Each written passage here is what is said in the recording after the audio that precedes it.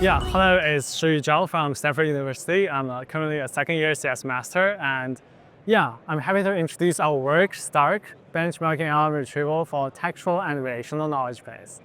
Yeah, current retrieval system mainly focus on either the textual part or the relational part, but we find that in realistic, it's very important to handle both kind of structured informations combined together. So let's see a realistic example. In Amazon e-commerce recommendation, some customers may ask that, can you find a push-along tricycle from radio flyer that is both fun and safe for my kids? You can see that the customer requests a tricycle from radio flyer, which is some hard constraints that can be stored in the relational database. But there are also some soft constraints, like the tricycle should be fun and safe for kids. So this kind of information mainly comes from the reviews of the product, that is from the textual information. So to handle this kind of queries, the retriever system might need to handle the information from different kind of structure, textual relation, unstructured and structured information together. So that's the reason why we propose STaRK. First, STaRK have two sets of data sets. One is called semi-structured knowledge base that the retrieval system have access to, and also a query data set that have a query and answer data set that we can train the model on.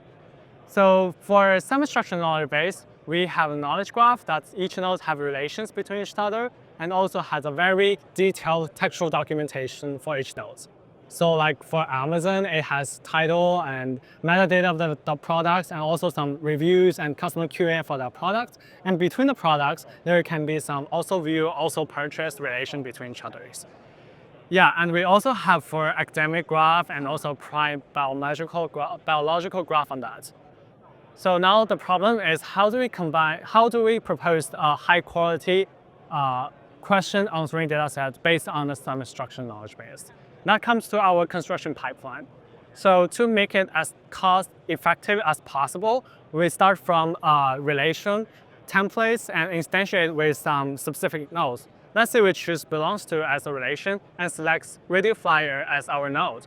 So first, we can get all the neighborhoods of radio flyer and got a candidate set, and we randomly select one node as a goal answer and extract the textual property of that node. So we now can construct using LLM a query satisfy both the relational information and textual information. And now we got a 1-1 question answering pair. But in real life, there could be multiple answers to a single query, so we probably need to search the other nodes that also satisfy the constraint in this query. So we use LLM to check the other nodes in the candidate set to see whether they are successfully satisfy the constraints in the query, and if so, add them back to the query set. So for now, we have the complete query data set for the STaRK.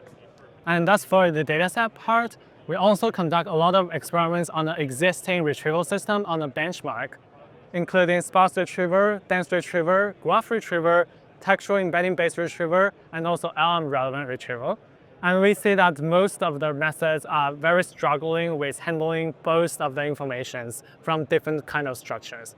They are specific for either of the information, but cannot handle them wisely.